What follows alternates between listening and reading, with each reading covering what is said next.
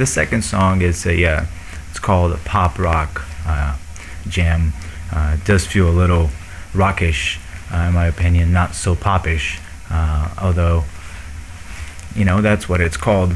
A couple things that I want to mention about the song is, one is the fact that I started the song playing a beat where the snare hits on the 5, and I do that for the whole entire beginning of the song until it finally jumps into the verse, and then I start hitting the snare on the 3s and the 7s.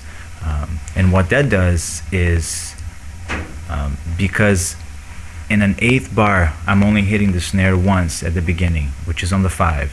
And then once the verse comes in that 8th bar, now I'm playing in those 8 bars, I'm playing now the snare twice, and that just makes the whole thing move a little faster, as if all of a sudden you just shift a different gear and now you're going a little faster.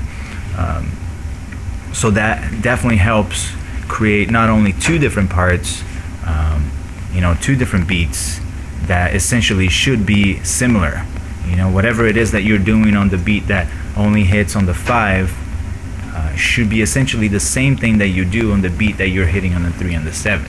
You're just changing where you're hitting those things.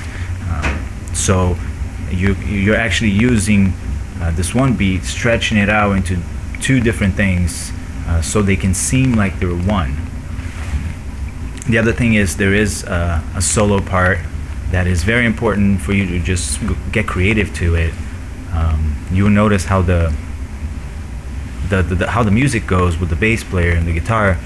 They get very choppy and pausing a lot, which interrupts the flow of your rhythm of your song, because once you start your song, it's like somebody's running, and once that starts, it becomes a little cluttered, which then it's the perfect timing for you to do something a little out of the norm, of course, staying in time with everything else, but definitely get creative and experiment, and just make sure to get back on the 1, because that's all that matters right there. I played the song with a lot of ghost notes. Try that. It definitely adds that 16th bar to it, makes it feel a little faster. But if you can't do that, that's fine. The song will still be fun without the ghost notes. Definitely want to push it to try it, because it just sounds better when you do it.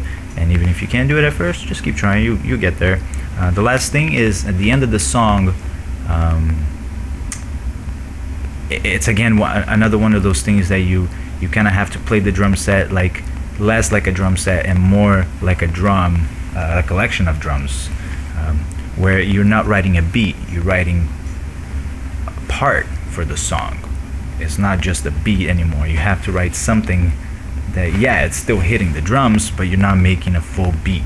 At that part, you're just in the orchestra. You're doing something different to match the music or to go along with the music that is not necessarily a beat. So you will see what I do, and then you have an idea. Make up your own outro for that song. Definitely want to experiment a lot with drum solos and fills and whatnot. This song is very great. It's a little difficult because of its speed, but it definitely gives room for working out your speed and, you know, just all your fills and pretty much a whole array of, what's the word? Technicalities? No. Knowledge. Information. Techniques. That's it. Techniques. Well, enjoy this one, guys.